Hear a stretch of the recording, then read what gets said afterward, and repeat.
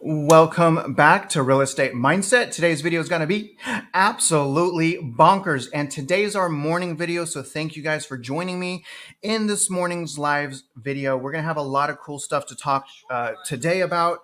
Sorry, you guys, I thought I put my phone on silent. Not a really good way to start a live. I'm sure Johnny's making fun of me for that. But regardless, I'm going to have this live chaptered as well so that if you guys want to come back to this live, you can access the information because we're going to go over some really cool stuff. Let me show you, what we're going to go over today, y'all. Let me get this lined up for you guys. So we're going to start the video and let me know you guys can hear me okay, but we'll start the video, you guys, by quickly going into the Fred chart. I want to remind you guys, basically, that last time in the housing market crash, uh, median sales price went up before like a sharp decline. So it was kind of a whiplash last time as well. I want to show you guys that. But also we're going to go in a predominant of this video. We're going to go into an article from CW39 Houston. And I think it's a really good article. We're going to listen to this video as well that goes into how high income households are now starting to rent. And then we'll also go over, 5 charts that they're saying are what we're going to want to watch out for as far as, what's going on with the housing market. We're also going to go into this, you guys. This is really good. This is a Fortune magazine article. And I really like this because this is going to go into the zip codes more specifically. We're going to look at like New York. We'll look at Tennessee, California, and also what's really exciting is Florida. So we'll take a look at Florida as well. Obviously, you guys, Florida is finally, because it took a while, and I was actually paranoid about it a little bit. But finally, Florida is starting to show signs of price decline. So that's really, really good news. And then, let's take a quick view of the market before we start, you guys. Let me show you what the 10-year Treasury is at. Kind of broke our streak of doing lives when the 10-year Treasury is going down. Here's where the 10-year Treasury is at right now, y'all. 10-year Treasury is down 5 basis points right now. And it's been about that. It's been about less, been 5 to 3 basis points this entire morning. But we are going to start today with that 10-year up. Let me show you guys what mortgage rates updated to yesterday. Here's mortgage rates, y'all. 30-year fixed rate, 6.75%. That's as of yesterday. More than likely when rates update today, it's probably going to be more like 6.65 maybe. 6.7. So it'll probably go down slightly today. I wouldn't worry about that too much. And then let me, and I already did a video about this, guys. Let me show you real quick the article that I was reporting on. Here it is right here. Okay, so this is real. This isn't just some made up story. Biden rule will redistribute high risk loan costs to homeowners with good credit. So just did the video on that. You guys are going to have to wait for the video to get the full story there. But it's pretty discouraging. It is real. Basically, if you have good credit, you're going to pay roughly a half a point more in fees. So if your loan amount's $400,000, a half a point of that is $2,000. If you have bad credit, you're going to pay, listen to me, you're going to pay 1.75% less. So if it's a $400,000 loan, 1.75 points of that is about $7,000. So if you have bad credit, you're saving $7,000. If you have good credit, because you're disciplined, eliminate risk, and plan ahead, if you do really good things, you're going to be penalized a half a point. So, and they do that on something called LLAPs. And normally those price adjustments are for risks. So this is a reverse pricing adjustment. It's getting hit with a risk pricing adjustment, even though, the risk factor goes down, significantly. So not really fair. But again, you guys, I'm going to go into a different video, on that. I did a full, breakdown on that new Biden rule that is going to come out in less than 2 weeks. So starting May 1st, if you have great credit, you're going to get penalized for that. It is what it is, you guys. That's messed up. It was really depressing making that video, but I did a full breakdown on that video. Really, really discouraging. So anyways, you guys, just wanted to let you guys know I appreciate you, joining me, obviously. It means a lot to me. So we'll get started right now. And real quick, just a shout out to Dooster. Dooster, Dave is crushing you, man. I think Dave is the new Dooster. I don't even know, Dooster, if you could come out of retirement to beat Dave on that first comment. He's been the first comment champion, Dooster. I mean, he's like Dooster on crack. I'm just being honest. All right. So Deuster, where you at, man? I love you, Deuster. Love all you guys. So let's jump on over now to, let's start where we're going to start is, let me come back over here. All right. And I'm going to, let's start. Let's do this. Okay. This is what I'm going to do. I'm going to come back up here. I'm going to gear this. And this is where we're going to start. Okay. This is where we're going to start. I just wanted to remind you guys of a couple things, okay, just so you remember where we're at. And again, I hope this kind of allows you to kind of take your time, breathe easy. I know there's a lot of rumors, the market's bottom, the market's rebounding, all of that nonsense, even though we're still doing quantitative tightening and affordability and the interest rates and the, black swans. People are still saying it. It's fine. But I wanted to show you this, okay? So this is median sales price for houses in the United States. And I really want to compare 2007 to basically right now, just to show you guys what happened with prices. Because again, prices appear to have rebounded slightly. So I wanted to point out, first of all, Q1 of 2007, that's when houses peaked back then. Okay. So houses peaked at 257,000 back in Q1 of 2007. But I also wanted to point out it took 6 years, you guys. So yeah, home value does eventually go up, but it took 6 years.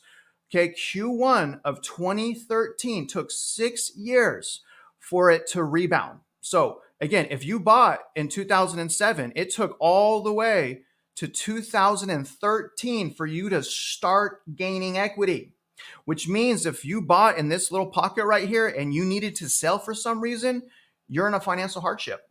Okay, I just wanted to make that point out. 6 years to recover from the peak. 6 years, y'all. And I also wanted to point out this. Take a look at this, okay?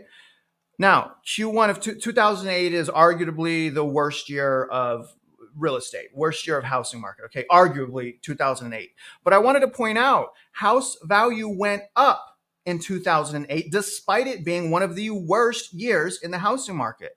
So it's normal to go up slightly. Now, if it goes skyrocketing up and it keeps going up, we'll be concerned. But if it's only a slight increase and it only increases for a slight period of time, then it's normal. What we don't want to see is an extended period of price increases, okay? But look at this. From Q1 of Jeff, Vital, Johnny, Deuster, man, I love you guys so much. I can't look at the comments. You guys are going to throw me off. I'm going to want to just comment and join you guys. But look at Q1 of 2008 to Q2 of 2008. House value went up. Y'all see that? So, it started here, Q1 of 2007. House values are going down. People are like, oh my gosh, this has never happened. It appears to rebound in Q4 and Q1, and then boom, up in, Q2 of 2008. People are like, yeah, it's recovered. Let's go, YOLO. We're going to make this happen. And then boom, rug pull. See that? Straight down. So again, and that's what I expect is going to happen this time around, y'all.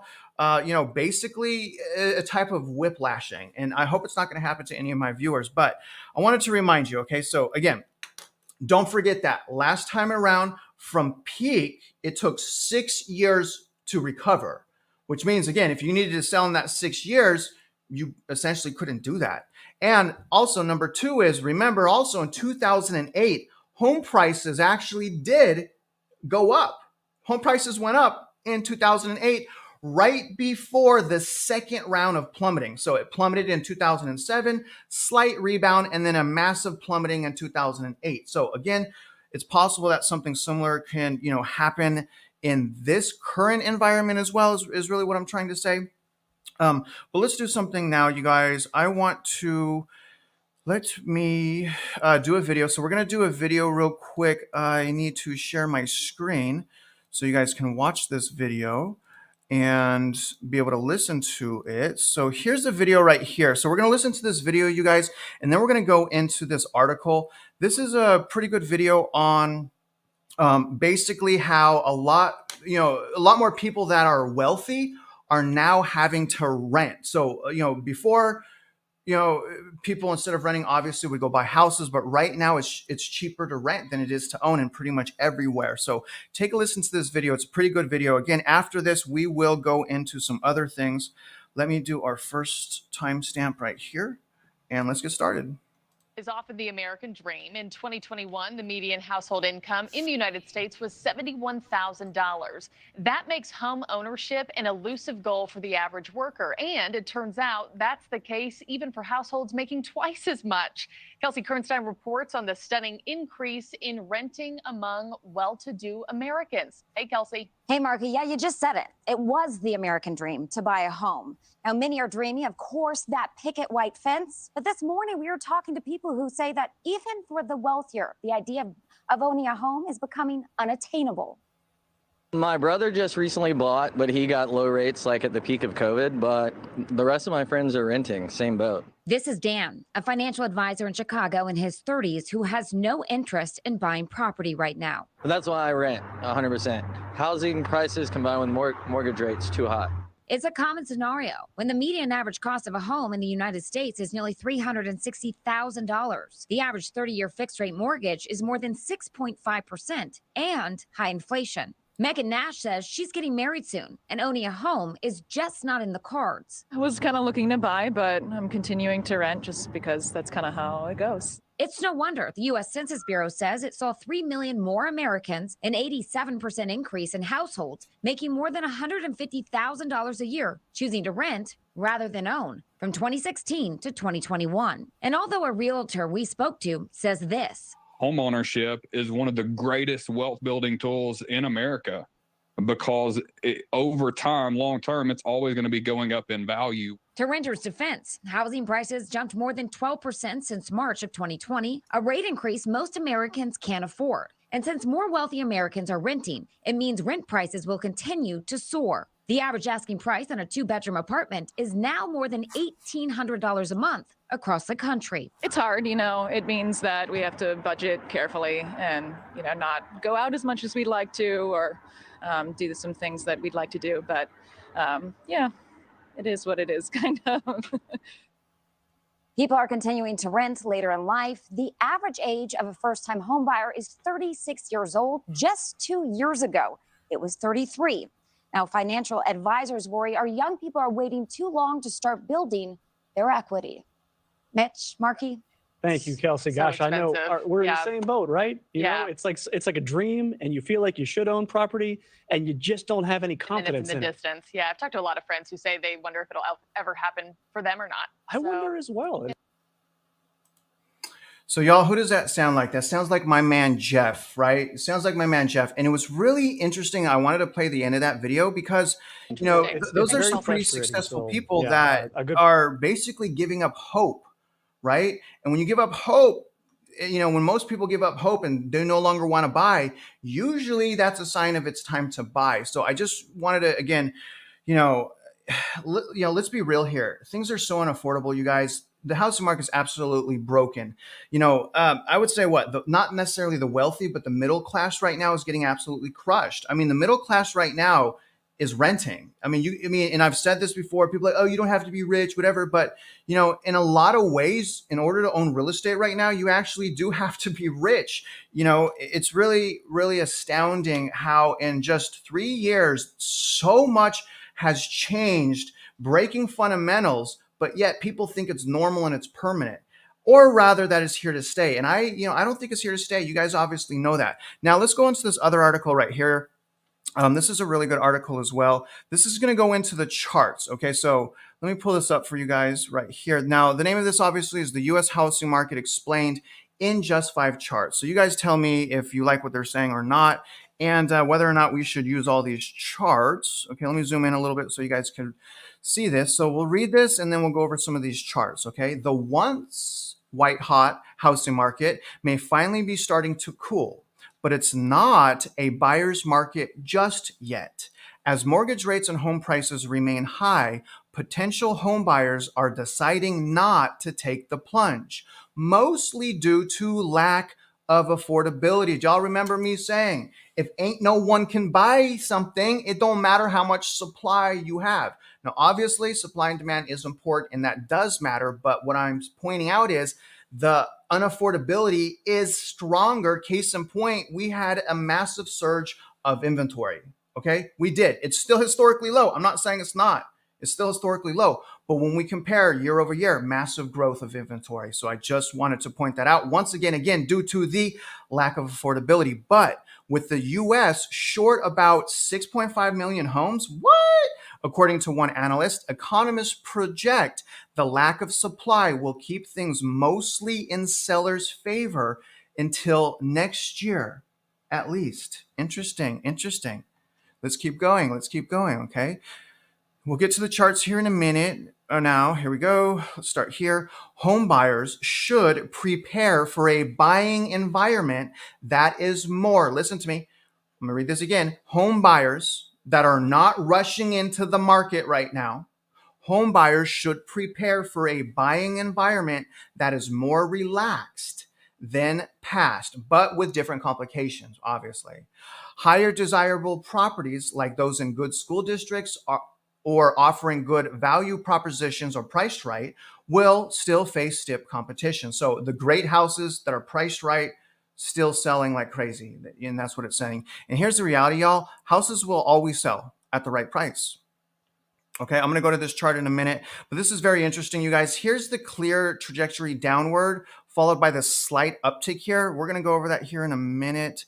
I don't like how my arrow is skipping. Darn it. I do not like that at all. All right, so let's read this first, and then I'm going to go and I'm going to show you guys what I think is going to happen. Now, home prices remain high. Historically, home prices tend to rise in the spring and summer and drop during the colder months after peaking in spring in 2022. Okay, so again, peaking spring, usually we peak, buying demand usually peaks and increases around spring. That's what we're experiencing right now. Prices have started to cool off, but remain elevated. So even this article is acknowledging that as of right now, we had that initial kickoff with the spring, and now it's starting to cool a bit more. Okay, so that's a good thing. Now, while home prices have dropped slightly in recent months, the median sales price is more than double. Okay, so it's still really, really high. It's more than double what it was a decade ago or 10 years ago, reaching $386,000 in February. And with mortgage rates higher, that's also eating into buyers' purchasing power. Sellers are still trying to get top dollar for their homes, though, and those high listing prices are resulting in fewer bidding wars and even some price reductions. Okay, let's keep going. Affordability is the number one issue limiting the market at the moment. On the other hand, move this up, due to the low supply, prices may not drop as much as buyers are hoping or expecting. So again, the more inventory your metro has, the more likely it is for prices to drop. Is that fair to say? Especially if you have new construction. So if you're in an area with a lot of inventory, and a lot of inventory is also new construction, you're probably seeing some great things, as I am in my local housing market. But let me pull something up here real quick. I want to go back here. All right, I want to show you what I think is going to happen. Okay, so here is the chart for, let's see here, home prices. Okay, so I just wanted to point out the seasonality. So normally how it works is seasonality, as you guys can see here, home prices go down a little bit. See that? And then they go up more. See here, they go down a little bit and they go up more. Do y'all see that? Seasonally, they go down a little bit and they go up more. Do y'all see that? So this is what I'm saying is going to happen. Okay. Now look at how steep this decline is. This decline is much steeper than the normal seasonal trends. And I think these trends are actually going to reverse now. I think we're going to have massive declines downward, slight incline upward, massive decline downward, slight incline upward, and then decline downward, probably lasting for maybe 3 seasons. So season 1 this year, season 2 next year, season 3 the following year. But again, this is what I think is going to happen. Okay, so I think we're going to shoot down like this, and then up a little, shoot down, up a little, and repeat. So essentially, the exact opposite of how the trends normally work when it shows, a slight decline and then, upward trajectory. I think that's going to reverse, y'all. So keep your eye on that. I don't know if you agree with me. Hopefully you do.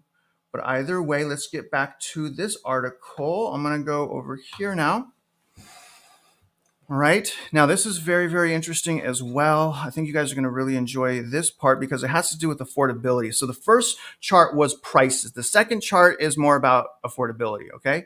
So affordability is the number one issue limiting the housing market at this time. So we just read that. And what's really interesting, and you guys constantly hear me say this, the breaking of fundamentals. Equity blew up 40% in 2 years, roughly about 2 years.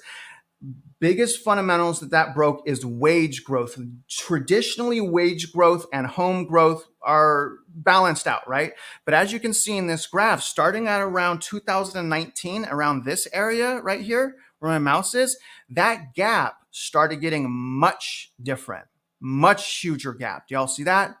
To, basically to the point, y'all, where it's just unaffordable for everyone. Unaffordability is just absolutely out of control. I mean, I think you guys will agree on that. Let me show you what I think real quick. So again, this is what we're looking at.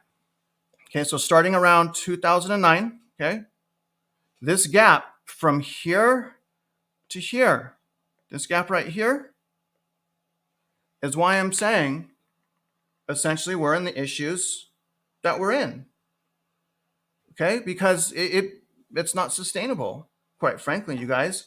And because it's not sustainable, I don't think it's going to last. I think we can all, I mean, pretty much no matter what side of the coin you're on, we can all agree how unaffordable things are and how much buying demand has absolutely been crushed. But the problem is, again, guys, the unaffordability, and you can see that clearly on this graph right here. So let's keep reading this.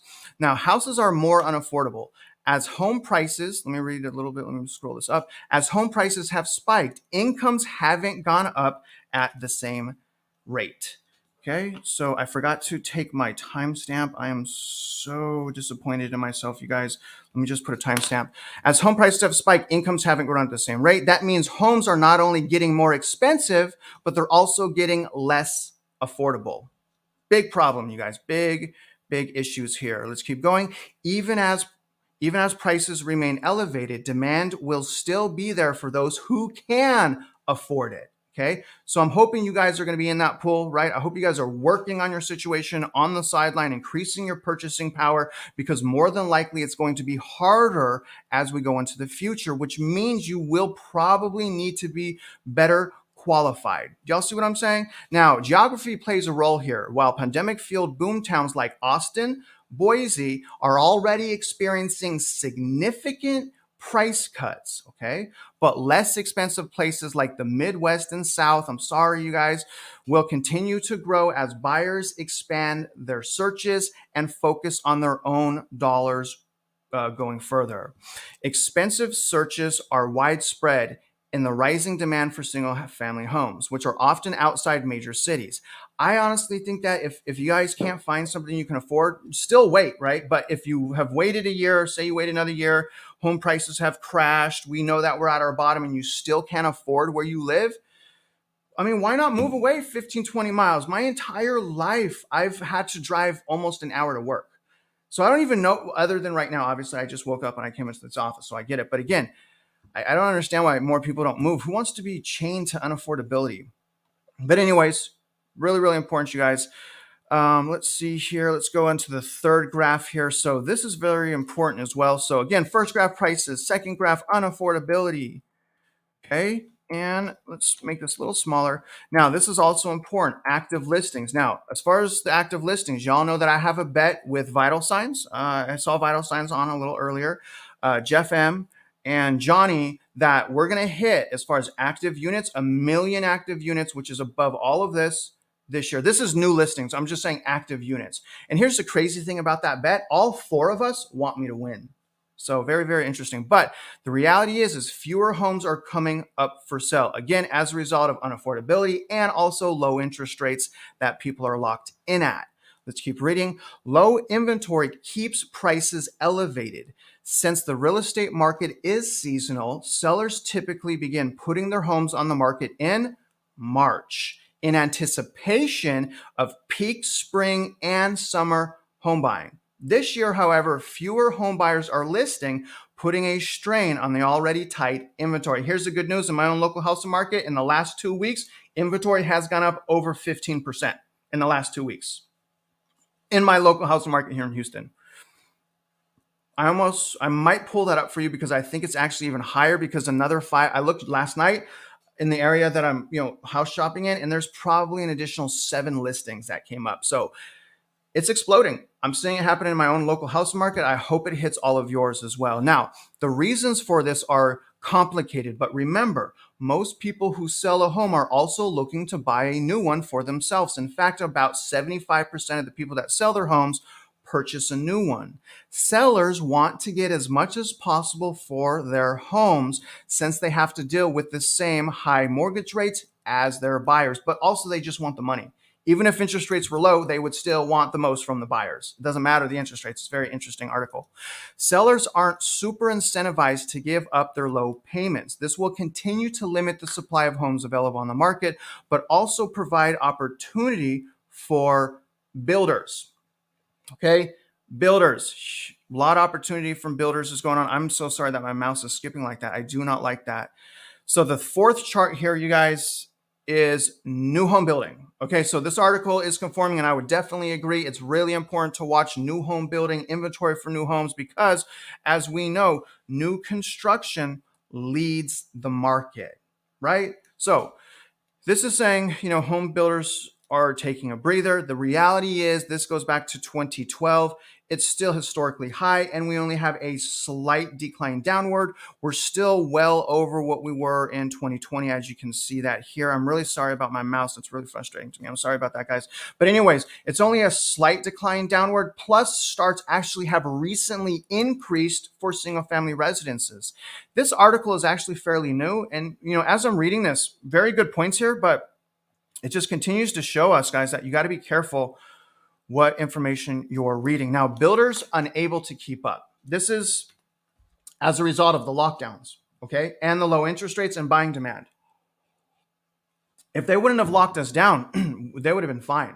I'm just going to go on the record and say that. The reason they couldn't keep up, they shut us down, and demand just got bigger. Do y'all see what I'm saying? It's like, it's so many, excuse me, so many things have happened. Y'all, so many things have happened. I just hope you guys remember that. Builders unable to keep up. New construction is critical to reducing the housing shortage and lowering home prices, but home builders are breaking ground on fewer projects, and the number of single-family homes going up is likely to drop until at least the middle of this year. Home builder sentiment, tracked by NAR and Freddie Mac, declined every month in 2022, so builders plan to put up fewer homes. And single-family homes take about 4 to 9 months from start to finish. So there's a lag in the production process, and that's why we're starting to see inventory explode in new homes, because that lag is ending. The good news is that sentiment has increased this year as builders see the light at the end of the high mortgage rate tunnel. The bad news is the homes that they are putting up are expensive, with few new homes going for under $300,000. Except, I could find multiple new home communities that are under $300,000. I found one in San Antonio, multiple in Dallas. I found some in Houston, a little bit hard in Austin. So it really depends on your area. Now, while some of the pandemic-induced constraints have eased a bit, the cost to build remains high. Supply chain issues still abound, and construction worker shortages have worsened.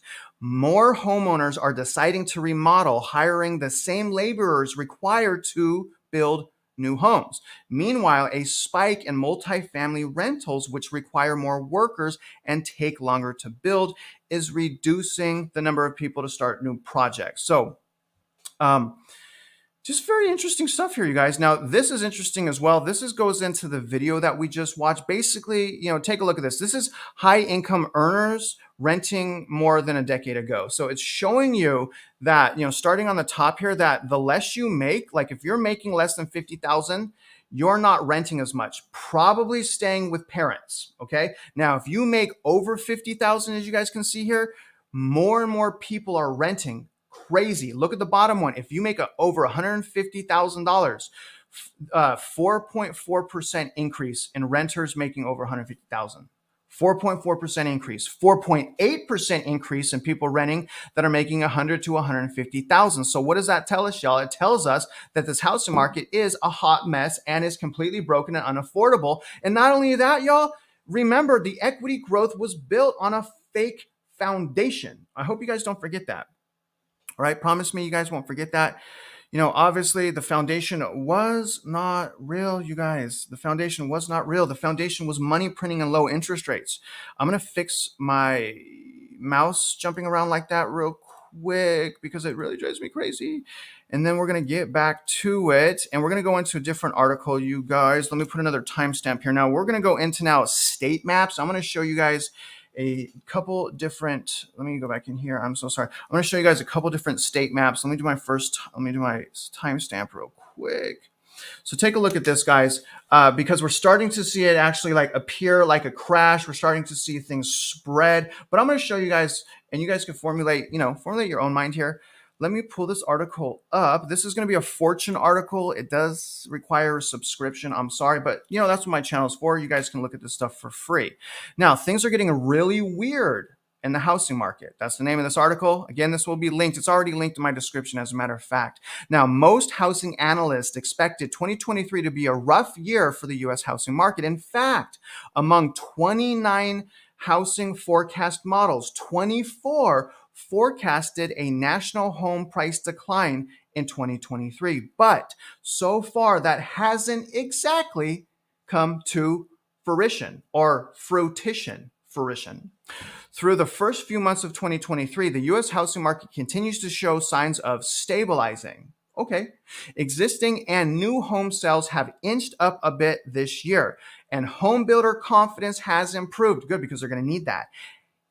But what's up with the incentives, right? I mean, the reason why they're selling is the insane incentives. Anyways, and firms like Zillow, CoreLogic, and Black Knight have all reported positive month-over-month home price increases this spring, which is what? Normal. It even happened when? 2008. What's going on? For starters, housing affordability has improved this spring. Come on. Has it really? Rates are like basically the same. They're basically the same. We were tapped out at 7.3% in November for a week. For like a week. It didn't last very long, you guys. Now it came back down to 6.5%. Right now it's about 6.75%. So you guys see the rates are all over the place. Additionally, a lack of homes for sale coupled with the market entering its busier spring period has, at least for now, pushed the national housing market back into equilibrium. For now. Okay, just for now. Let's look at some of this, guys. I want to show you starting with New York. All right, so I don't think New York got the message for the, rebound, because New York is not rebounding. All right, so I get, we're focused on our own metro areas and it's important, but I don't want people to misunderstand that just because they don't see what's happening in their own metro area does not mean the housing market isn't broken and isn't crashing. And then topped with that, do you have access to MLS? Are you guys using MLS to really review the data in your local market? Some of you are, some of you aren't, but I would suggest you guys do that. But here's New York first 3 months of this year. So it's not even counting right now. So first 3 months of this year, you can see a significant part of New York has actually declined, not gone up. It has not gone up. And this is an East Coast. This is relatively new. So the crashing has finally hit in 2023. New York. And look at this, you guys. In some areas of New York this year, just this year, I'm not counting last year. House prices went down like crazy last year. We're only talking first 3 months of this year. That zip code went down 8%. Do y'all see that? It's not city names, it's just zip codes. This one went down 1.6, okay, 4.2. But some areas also went up. Like this area went up 5.9%. That's crazy. So it's spreading is my point. Even though in New York, it doesn't appear that it's really spreading because it's not really surrounding any downtown, cities per se. But New York is so dense that you really don't need it to, spread through downtown. But look at New York. New York is getting crippled, and this is going to get worse throughout the year. So watch New York, you guys. It's already falling apart. Now take a look at this next one. Look at this. Tennessee. Okay, now Tennessee overall, right? Like, oh, the housing market's not crashing. Okay, there's Tennessee. Can you guys see that okay? Could y'all see that all right? That looks pretty small. I'm going to try to zoom in. Tennessee, they made real small. All right. That's the best I can make it, y'all. I'm so sorry. But take a look at Tennessee. So, oh, Tennessee's doing good, right? Realtors, just buy, just buy. But when we look deeper on the reality of what's going on, we can see from Tennessee that it's spreading. It's spreading from downtown areas. What areas? Memphis. Look at surrounding Memphis. Memphis is all lost this year. So Memphis is down, and it is spreading outward. Now look at Nashville. Same thing with Nashville. It appears to be spreading south. That's very interesting. Okay. But look at again, it's spreading out from Nashville, even though most of all of this state appears to be fine. You can tell that downtown areas are losing value. Why? Because usually they're most unaffordable.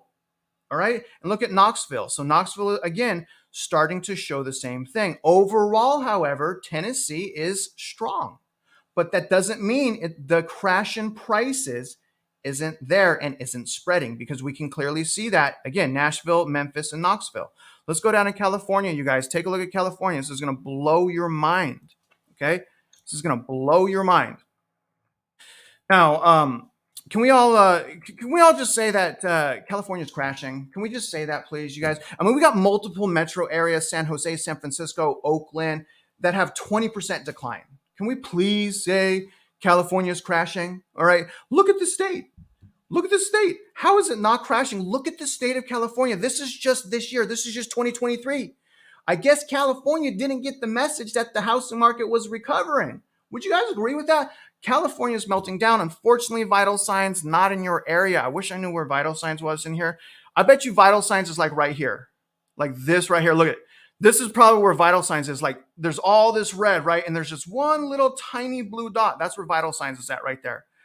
Dang, Vital. Y'all, I feel bad for you, man. Vital Signs is surrounded by areas that are declining heavily. But the good thing is this is going to spread. And here's kind of Silicon Valley. You guys can see Silicon Valley took a hit, massive hit, as did Northern California, massive decline. This is just this year. Look at down here. Also, negative 5.79% so far this year. San Diego getting hit as well. Now, San Diego, in my opinion, primary reason it's going down, not because of inventory. San Diego has only a little bit of inventory. It's going down because of unaffordability. That's the only reason that I can see that San Diego is going down. Now, obviously, Los Angeles is going down. The IE is going down predominantly as well. Now, the IE, I believe, is going down more than San Diego and is going to stay going down more than San Diego because the IE has an abundance of new construction going on, whereas San Diego has virtually no new construction going on. But the entire state of California is virtually in crash mode right now. I don't have Arizona, I'm sorry. Look at Ohio. Now, Ohio is doing pretty good. And when we look at Ohio, we really can't draw the same conclusion that we did with Tennessee, because if you look, Springfield, Columbus, not really appearing that it's spreading. And, obviously here, you guys, we see more of a sporadic decline in Ohio. So we see a sporadic decline. Nevertheless, a lot of areas that are going up in the first 3 months. Y'all see that? But some areas are not. And this is why I tell you guys so often, you must look at your own housing market, okay? Because if someone's right here, they're going to say, oh, Travis, the housing market's not crashing. Only houses are going up, right? But if someone's right here, people are going to be like, oh my gosh, the housing market's crashing. It's down 6% just this year. Inventory is blowing up. So it doesn't mean that these people are necessarily wrong. It just means that they're solely focused on what's going on in their local market, as should you. I look at various markets. I look at the nation. I look at my local market because I report on data, but y'all should be looking at your own local housing market, okay? But that's what's going on there. Very, very interesting. Now, what really caught me by surprise, I'll show you in a minute, but here's Georgia. Georgia's very, very interesting, y'all. Very interesting with Georgia. A lot of good places. Southern Georgia, like southern Georgia, looks pretty strong. But mid-Georgia looks like it's falling apart. Looks like the spreading is coming from mid-Georgia on the East Coast right here, negative 4%, and on the West Coast. So more than likely, it's going to spread into Macomb, Augusta. This whole area right here is probably going to get hit. But right now, here's where we're at the first 3 months of this year. So Georgia's doing, I don't know, decent, would you say? But here's the beautiful thing. If you guys have been following along with me, you know how often I've commented what's going on with Florida. I can't believe Florida is not showing signs of price decline. But The beautiful thing about it is in the year of 2023, we can say that Florida is leading like third place. We'll say like it's like third or fourth place is leading the US in price decline now. 2022, they did it. 2022, they had almost no price decline, but come 2023, now we see it. All right. This is what I was waiting for. Now I'm waiting for inventory. Well, I'm waiting for inventory as well, but I was waiting for Florida to start looking like this. And I was shocked it took so long. Now, what's interesting is if we look on the west coast of Florida, this area right here, that's where the hurricane hit. So Hurricane Ian hit right here. All right. Pretty much where it's darkest red. So the darkest red is where Hurricane Ian hit. So that's probably why this section right here is more red than other sections, because this area got hit the worst right here. But unfortunately, Miami, which is one of the worst metro areas in the nation, one of the highest migrated in the nation, is not so far this year experiencing, as far as the first 3 months, decline. Beautiful thing though, guys, is all these other areas in Florida are finally experiencing and showing price decline. So again, patience is rewarded. Now here's the shocker. Look at my own state. This is my own state. How do you guys, what Texas doesn't look like it's crashing, does it? Does Texas look like it's crashing, you guys? Even though Texas has the #1 crashing metro area in the nation, Austin, arguably #1, okay? Texas has the #1 crashing metro in the nation, and look at Texas. Texas looks healthy. Now, normally Texas is safe. Normally Houston withstands crashing in prices because it's more stable. Again, the problem this time around is even though Houston's stable, it went up way too quickly, way too much, just like so many other areas. So as a result of it breaking fundamentals, I think it's going to spread. And you guys can see, case in point here, look at how it's spreading from the downtown areas. You see that? So Houston, all around Houston, experiencing mild decline this year so far. And it's spreading outward. Now look at Austin. Same thing, you guys, with Austin. Austin's experiencing massive decline, and that's spreading outward. Same thing with Dallas. Dallas is experiencing decline. This is this year. No rebound, no bottom of the market in Houston, Austin, Dallas, Fort Worth, San Antonio. No bottom. No bottom. We can see that. We have existing decline. And also the other areas that I showed you. Very, very interesting map. I have this linked if you guys want to access this yourself, if you're in any of these states and want to kind of hone in. But look at, up here, 8.3% decline. There's some areas in Texas, y'all, just crippled, absolutely crippled, no more than Austin. So it's going to be interesting to see how much that spreads out of Austin, Houston, Dallas, Fort Worth, San Antonio. Now, very interesting to note that it appears from this chart, the stablest metro area is actually San Antonio to start the year. I would have thought Houston. San Antonio appears to be the strongest of the 3 metro areas. So, that's everything, you guys. That is this morning's video. And let's look again at let me go. Okay, SpaceX launches towering, blah, blah, blah. Let me show you guys the market real quick. Am I out of focus again? Jeez. Okay, so the 10-year is down 6%. Probably something bad happened. I still don't know what it is. Mortgage rates still haven't updated. Market is, let's look at them. Ooh, look at VIX. VIX is up 6.3. Yep, something bad happened. I don't know what it is yet. But usually when VIX goes up, the 10-year goes down. All right. But again, things have been so crazy. It doesn't always do that. But usually if VIX goes up, VIX, okay, 10-year goes down. Usually, not always, but usually. So, and that's the volatility index, obviously. All right, that's it's very important to watch. I've been watching that a lot, actually. So, anyhow, y'all, I really hope that you liked this morning's stream. I kind of blurted a lot of information out there. You guys can come access this. But overall, what I'm trying to tell you guys is, and I was talking to Jeff yesterday. The reality is if you're a millennial, okay, if you're a millennial, more than likely you have never gone through anything like this in your life. So I'm hoping by watching this video, you're gaining additional perspective at the possibilities of what can happen, because I know a lot of people, especially millennials, are worried right now. So I hope you guys saw 2008, we had a slight increase up right before massive plummet downward. I hope you guys understand that. And I also hope you understand it took 6 years to recover from the peak. So please understand that, guys. And also understand this, despite people saying we've hit the bottom, the housing market's rebounding. No, it's not. Okay. It's rebounded in many metro areas. Okay. But the real sticky downtown metro areas, especially in Texas, it's not. It's still there and it's spreading. The difference is it's spreading at a slower rate. At least that's just my opinion, you guys. But again, understand what I'm saying here. Use the data to find the deal. If you're on the sidelines, you should be increasing your purchasing power, understanding your local housing market so that you know what a great deal looks like. What do you do on the sideline? Credit, income, assets. That's how you become a winner, you guys. That's how you increase your purchasing power.